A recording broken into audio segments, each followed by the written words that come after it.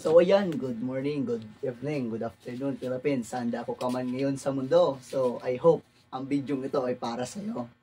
So ngayong gabi, meron akong inihanda sa inyo tungkol sa acid guard sa business. So meron akong tatlong pang test dito. Unang-una yung TDS na kung tawagin ay Total Dissolved Solid. Ito pong TDS ay ginagamit para mabasa kung gaano ba kataas yung temperatura sa ating mundo or dito sa tubig na ito. Kapag inilublob natin ito na TDS or Total Dissolved Solid sa tubig, marirate nito kung gaano ba kataas yung temperatura ng isang tubig or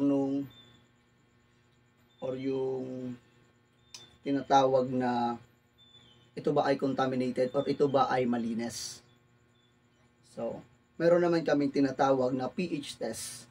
Ito naman po yung pH test na kung tawagin naman po ay na kung sa madaling sabi, ito pong pH test ay kaya din kapag pinapatak sa tubig, kaya din ito mabasa yung tubig kung ito ba ay alkaline, neutral, or acidic. Po siya. Kapag pinatak po ito, kapag nag-green siya, ito po ay neutral. And kapag siya naman po ay nagdilaw, siya naman po ay acidic.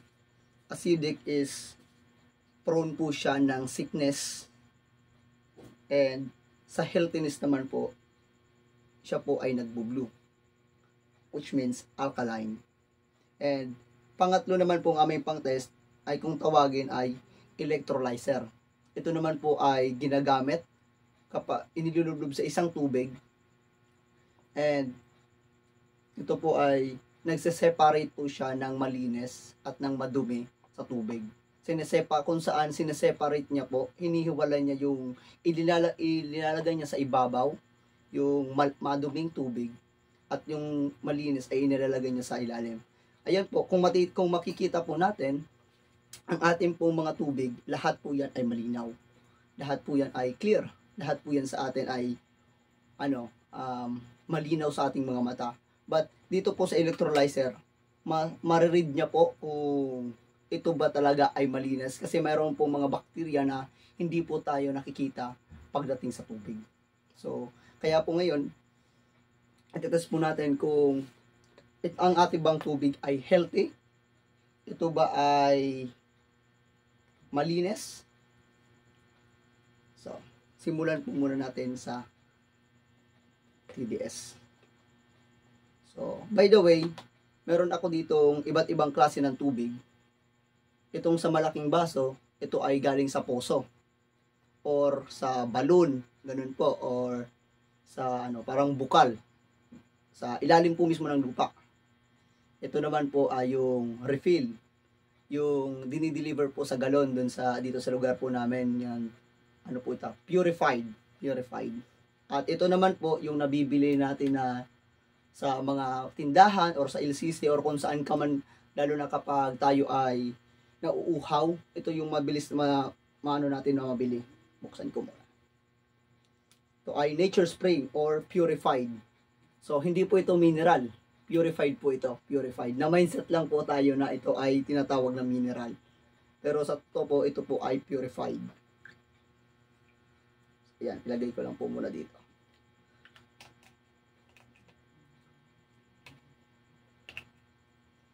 Ito naman po ay Absolute. So, siguro naman ang lahat ay pamilyar sa Absolute. So, kung nakakita na kayo or kayo mismo nakaranas na magpasuso sa mga anak, sa anak nyo. So, ang pinaka-recommend ng doktor ay Absolute.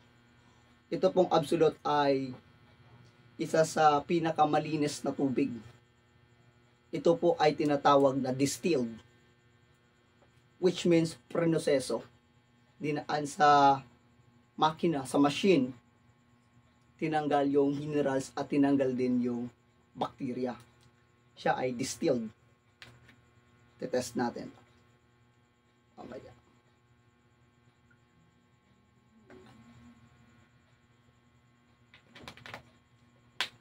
Ito naman po na isa ay tubig na may bato. Yung laman po nito is purified din. Purified na tubig, binabara ng bato. Clear po ba? So, ayan. Binabara ng bato. Absolute. Purified. Purified din galing sa dinideliver at ito ay galing sa puso. Sila natin.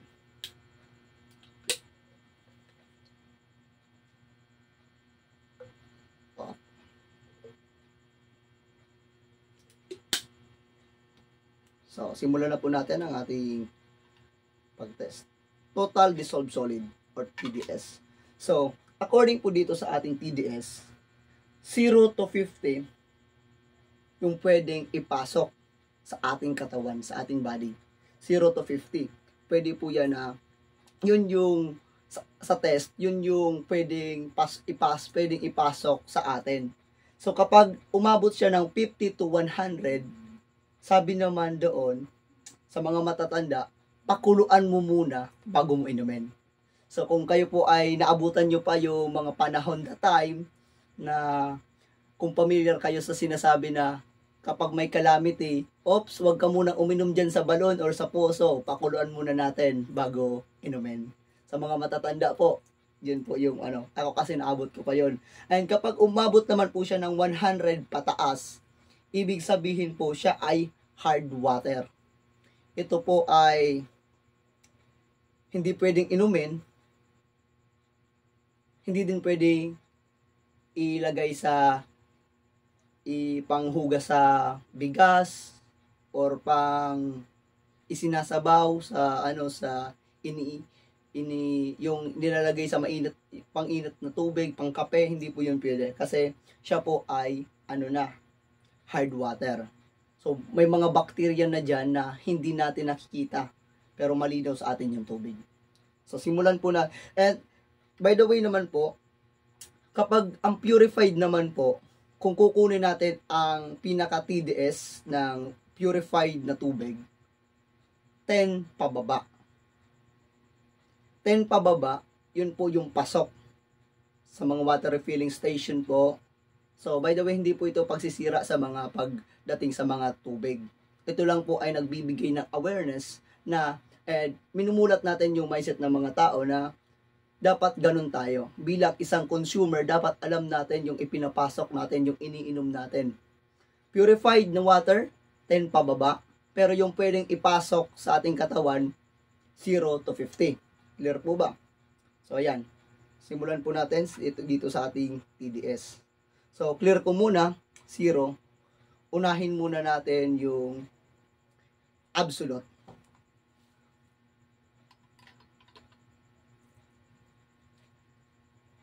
Absolute po, hindi po siya nag-react.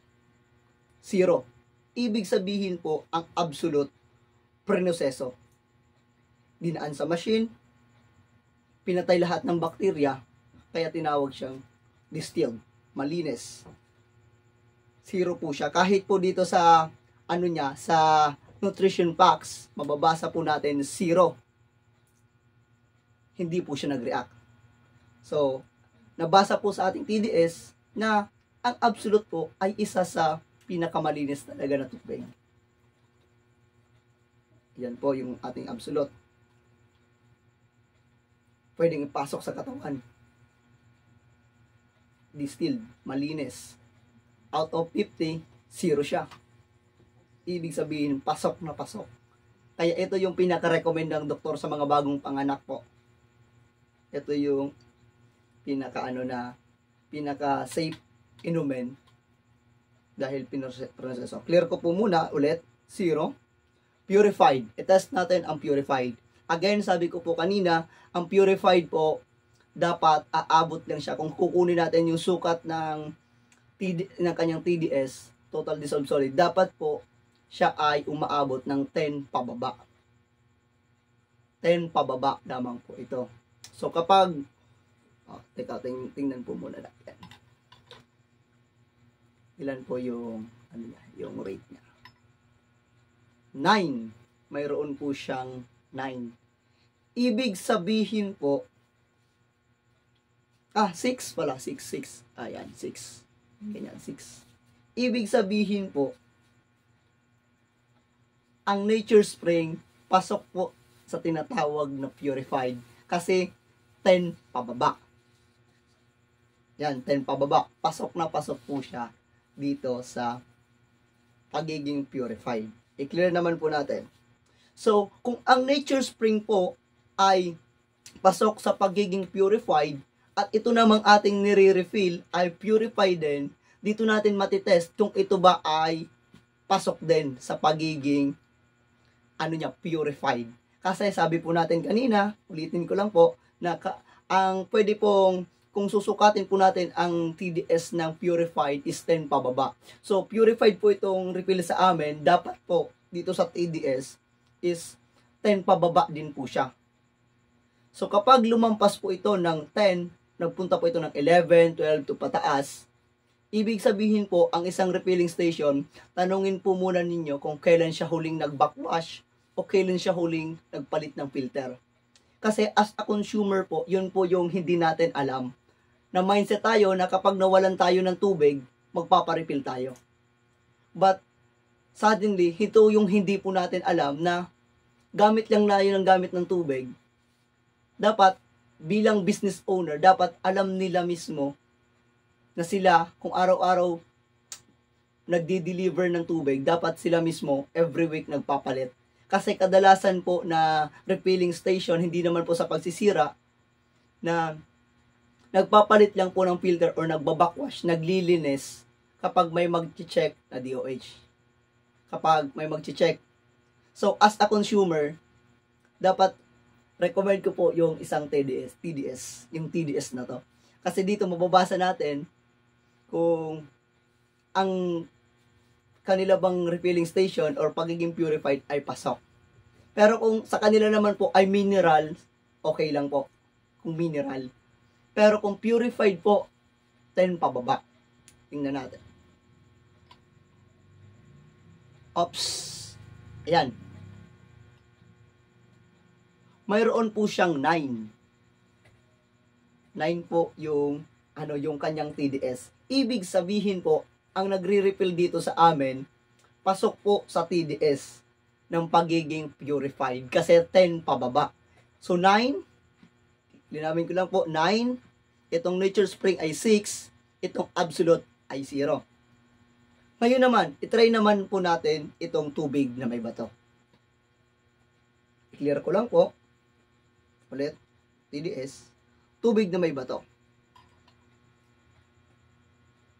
Meron po siyang 18. Ibig sabihin, itong tubig na may bato, 0 to 50, pasok, pwedeng inumin.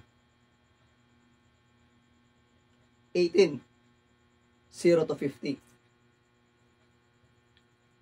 Pero, purified din po siya.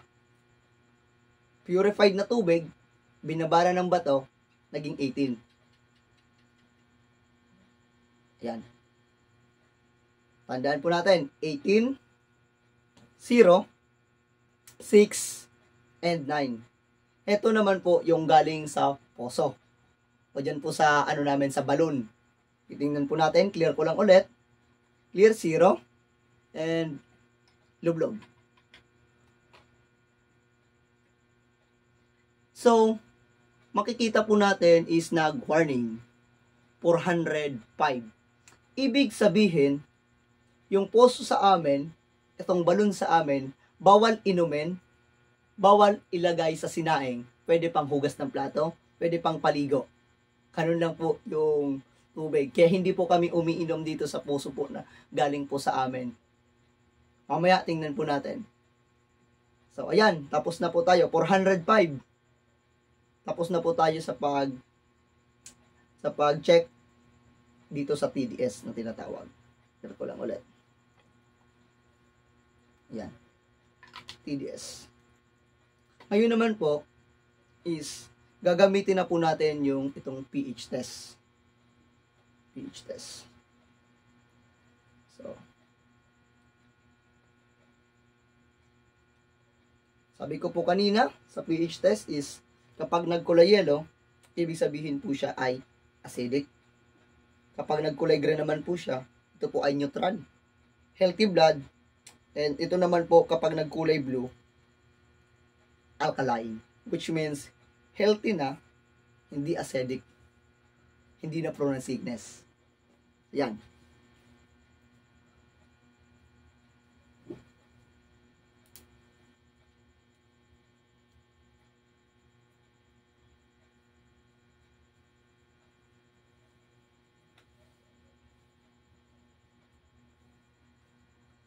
Isa, dalawa, tatlo.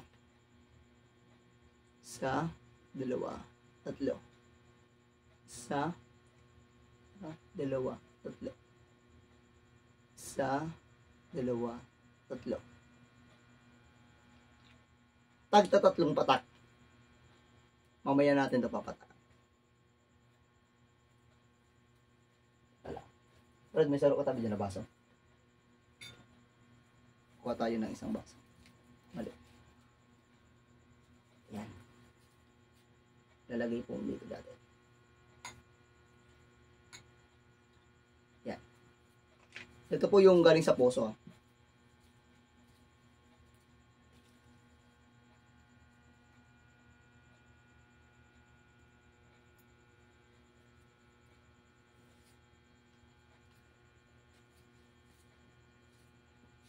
Nahulog yung ano.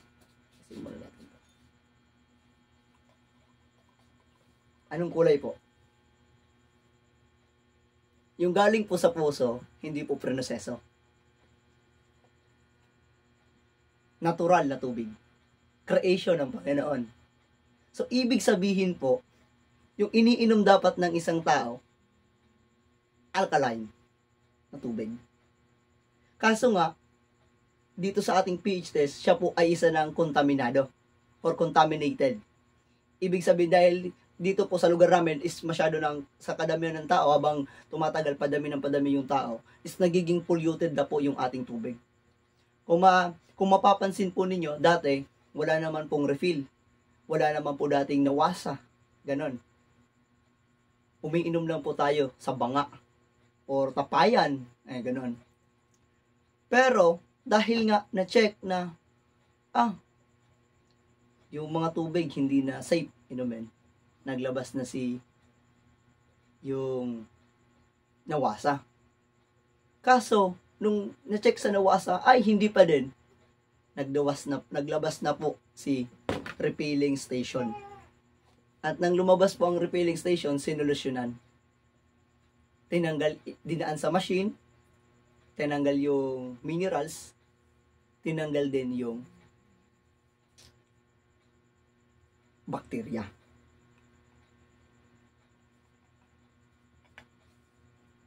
Yun. Kaling sa purified, refill.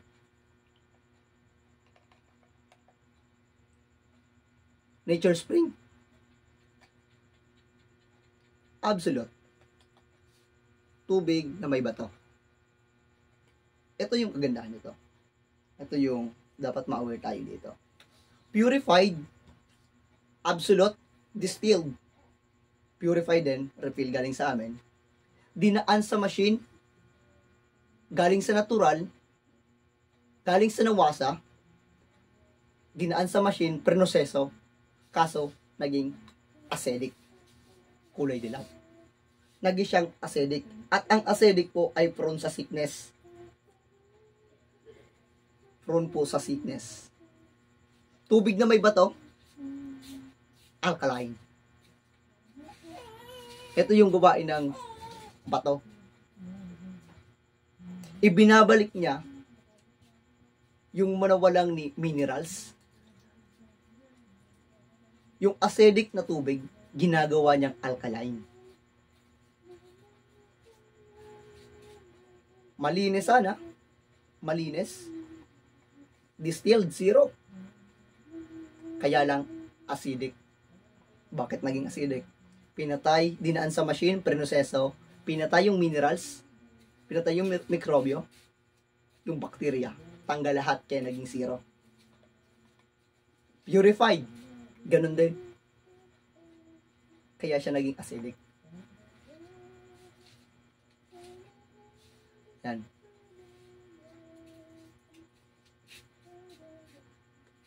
Ito yung tubig na may bato.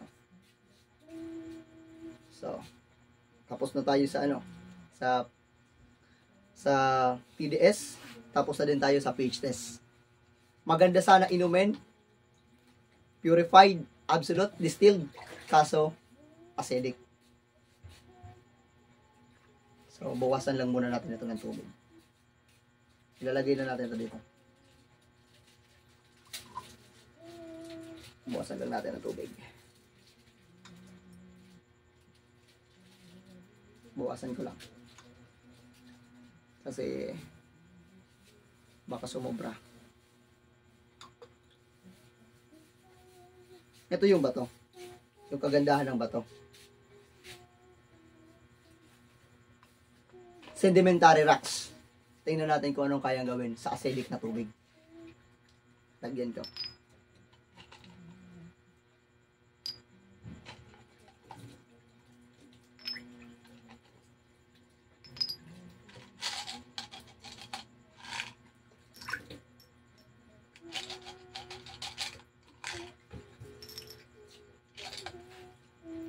Yan.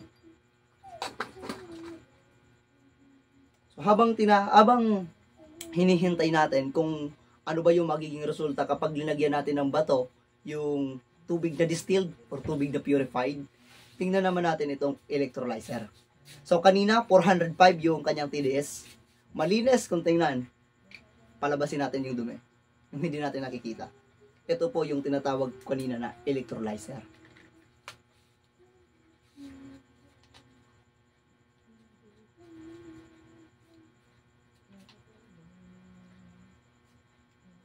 Inilalagay niya sa ilalim yung dumi, ay yung malinis, at inilalagay niya sa ibabaw yung madumi, yung kanyang dumi. Saksak natin.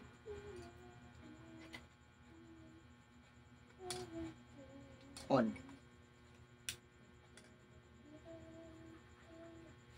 Tingnan natin. Kanyang ginagawa. Electrolyzer. So, habang tumatagal, kung napapansin nyo, kanina yellow, habang nagbababad yung bato, habang nakababad yung bato, anong kulay na? Tubig. Kulay blue. Ibinabalik niya, ibig sabihin, itong bato na to, ibinabalik niya yung minerals na nawala.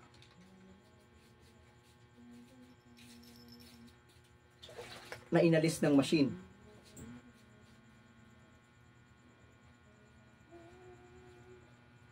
Absolute, distilled, kanina, kulay yellow. Pero habang tumatagal, habang nakababad yung bato, nagiging yellow. Ay, blue, rather.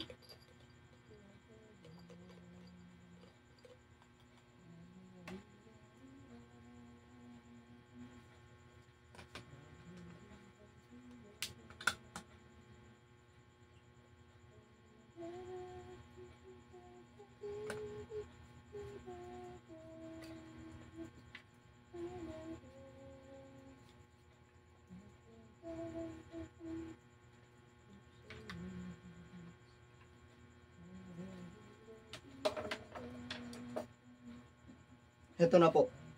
Kanina malinis. Malinis kung tingnan. Pero ito po yung dumi na hindi natin nakikita. Yan po. Kontaminado. Sige, tingnan natin. Baka sabihin ng iba na ano lang yan, set up lang yan. Tingnan natin itong absolute. Ito try natin kung may lumabas sa kanyang ganito. Kasi 0 siya eh. 405.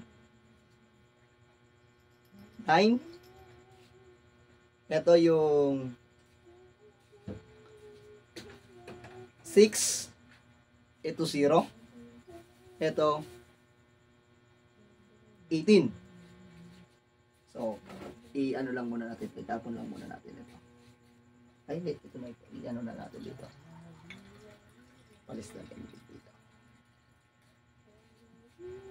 Absolute. Try natin.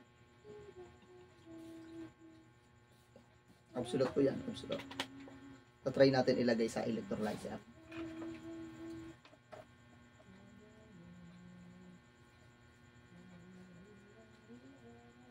Try natin electrolyzer.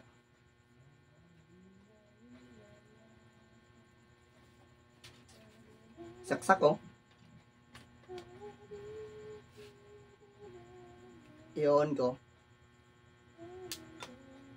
Ano, nag-react ba yung tubig? Hindi.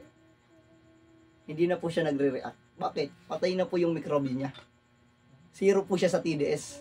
Walang mikrobyo na nabasa. Wala din minerals. Kaya po siya naging distilled. Zero. Wala po, kung mapapansin po ninyo, kahit magdamag po yan dito, wala po dyan magre-react. Naka-on po yan. Wala po. Ibig sabihin, malinis talaga yung distilled. Kaya lang, nung namatay yung, inalis yung mikrobyo, nadamay pati yung pagiging alkaline niya, yung healthiness. Kaya itong bato, nung madiscover, yung isang bato, na kaya pala ng isang bato mag-produce ng minerals sa mga nawala, buwasan lang natin ito. Masyadong madami. Ibinabalik ng bato sa pagiging natural ang isang tubig na inumin. Yung malinis, kaso acidic, ngayon malinis na, healthy na. Ayan po yung kagandahan ng bato.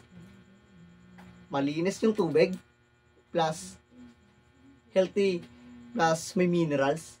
Nandun na po, pasok na yung healthiness, pasok na yung kalinisan. Hindi na prone na sickness. So, ayan, konting ano lang po, sabay lang po sa ano. Yung tanong po ng iba is, yung ganito ba na pagiging kontaminado ng tubig, kaya ba ng bato? Ang trabaho po ng bato is ibalik yung minerals na nawala sa isang tubig. Hindi niya po trabaho na salain or i-filter ang pagiging madumi ng isang tubig. Kaya po naglabasan si minerals, si purified rather, para po ibalik, ito yung kaya niyang, ito yung kaya ng bato, ibalik yung minerals na nawala. So, hanggang dyan lamang po. I hope na mayroon tayong natutunan sa gabi pong ito. Saan ka man ngayon, mas ligtas ang may alam. God bless.